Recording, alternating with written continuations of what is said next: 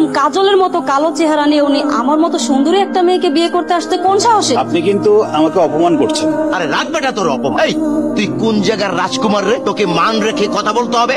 আমার মেয়েকে বিয়ে করার মতো তোর কি কি যোগ্যতা আছে? ও একটা সৎ ছেলে। ওরে আমার সৎ ছেলে রে, এরকম ছোটখাটো চাকরিজীবী ছেলের সাথে আমার মেয়েকে বিয়ে দেবো?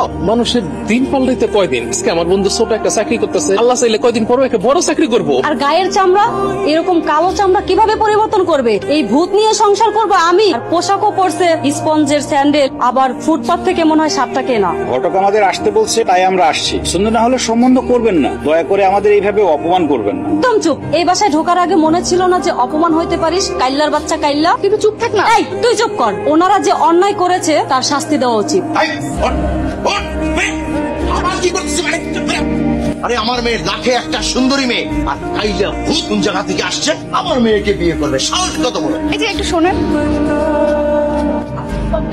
অপমান করে 7 মিনিট নাই, আরো করতে চান? আসলে আপনি ভুল বুঝতেছেন। আমি আপনার কাছে অপমান করার জন্য আসিনি, আমি এসেছি আপনার কাছে ক্ষমা চাইতে। আমি কালো বলে আপনারা অনেক কথা বলছেন, দয়া করে আর মজা করবেন না।